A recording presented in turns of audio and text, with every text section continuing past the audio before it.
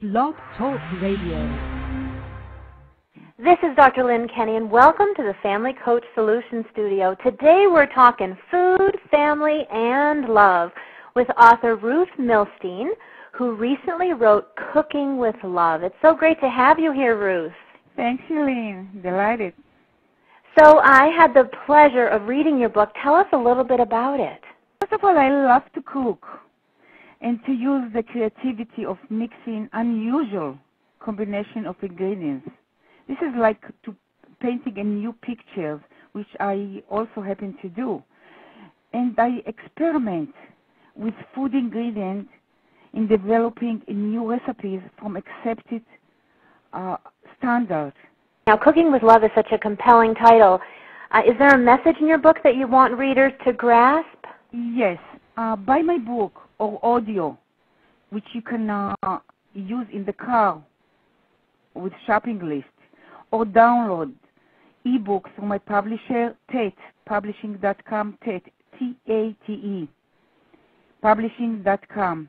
You will truly be amazed how low-fat and nutritious recipe can taste so rich and exotic. Now tell us what you wrote in, I think the title, New Israeli Cooking. What is New Israeli Cooking? New Israeli Cooking is, we concentrate mostly on a lot of vegetable, fruit. I mixed a lot of fruits with chicken and with meat. Usually people are scared to do that. Try it. And I'm saying to my readers, do not scare to try new things. Improvise new ingredients and see the outcome. You will be amazed. You'll be surprised, and you're going to make a lot of friends. So you want the mothers who are listening to the call today to be creative and take risks in the kitchen. Is that what you do when you're cooking in your kitchen? That's what I do. I improvise. I go to the market. I buy vegetable and fruit. When I come home, I mix it.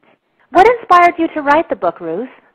To bring forth the unorthodox type of food and nutritious combination I had discovered. Also, I wanted to put to pen the many recipes I had created. I wanted to share it with everybody. Now, are these recipes that have been passed down in your family and then you've altered them with your creative touch? Some of them, yes. Some of them I created. And do your family members enjoy your cooking? Oh, they love it. They love it. They always ask me for advice and new recipes, especially before the holidays. And I email it to them. They're in Israel, I email it. And when I'm gathering with friends, they always ask, please bring something special and different. And when my dish is on the table, everybody said, they recognize, this is Ruth's dish. Because always it looks different and special. I tried everything to make it like nicer, and I use it a lot of herbs and spice. This is my key instead of fat, so you can eat and eat and eat. Yeah, that's the great fun, just to sit at the table and eat and eat and eat. Eat and eat, yes. And now the holidays are coming up. What is going to be on your menu at the holidays? I'm interested. On Thanksgiving, going to be big, huge turkey, around 30 pounds, because I'm going to make pumpkin bread, and I'm going to make banana bread made from cereal, which you have the recipe on my book. And I'm going to make another few dishes, except the stuffing and cranberry sauce, another few dishes special. And for the rest of the holiday, there is a lot of recipes in the book that you can make 2 days ahead. For example, meat stew with wine, or roast beef with orange, or beef chunk with wine. And if we're going to the chicken, you have the chicken with peach sauce. People are going to be amazed. And the picture in the book is so beautiful. Yes. It looked so compelling. Yes, and you have the breast roll with wine, and chicken breast filled with mushroom, or the chicken with balsamic with wine. All this you can make 2 days ahead.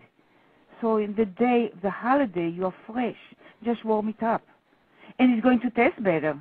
And when I use ginger, my neighbor knocked on my door.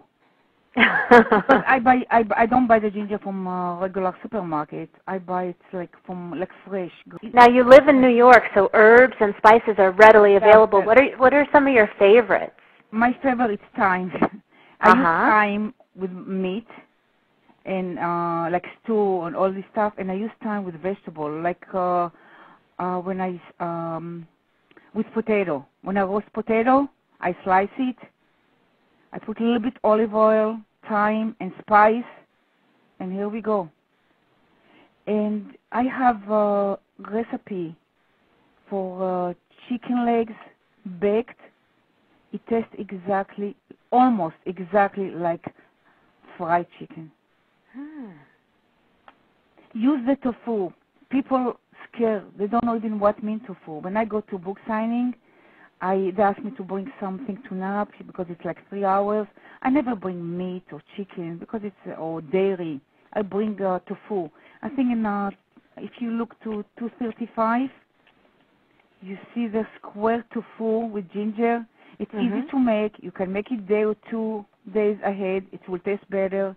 And people think it's square cheese. They're eating square cheese. And I tell them tofu. They don't believe it.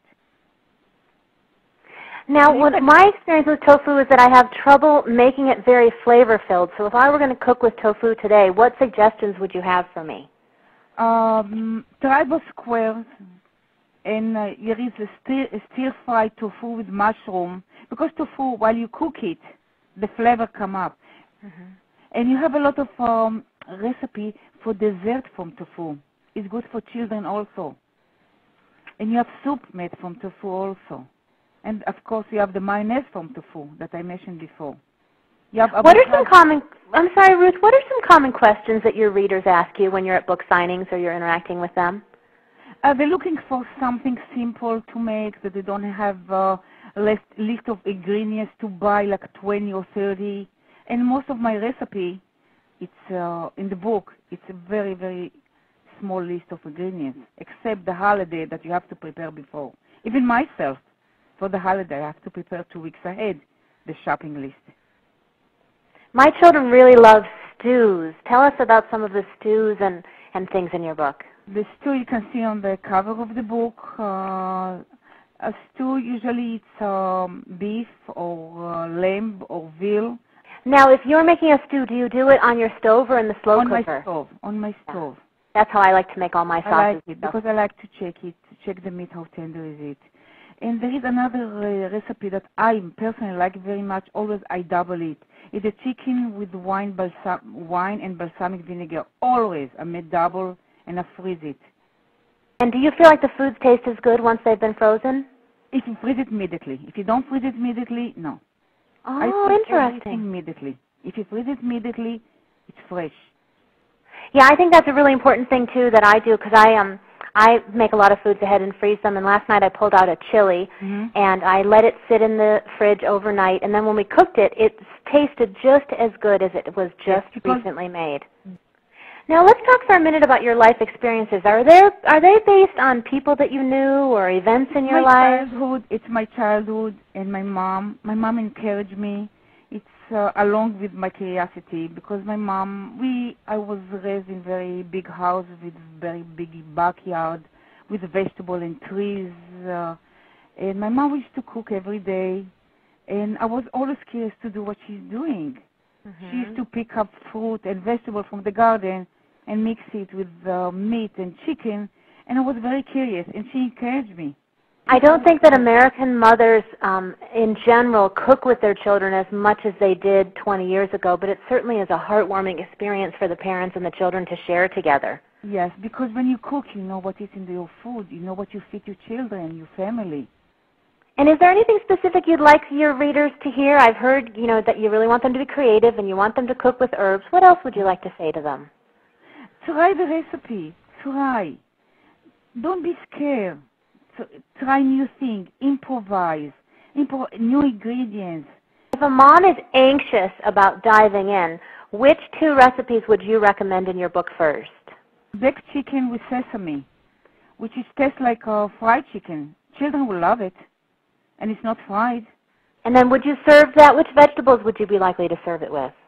Usually I serve it with a steamed vegetable, but I put some spice, so it's a twist to really tasty vegetable, because steamed vegetable is not really tasty, it's very bland. Mm-hmm. I steam the vegetable and I put some spice that we like, and here we go. In the end, I saw that your sweets, like your lemon cake, looked so good. Oh, yes. Even the ingredients were so healthy looking. Yes. I improvise. I try to change things, and I tried. I tell one time, second time, until it's come the way I want it.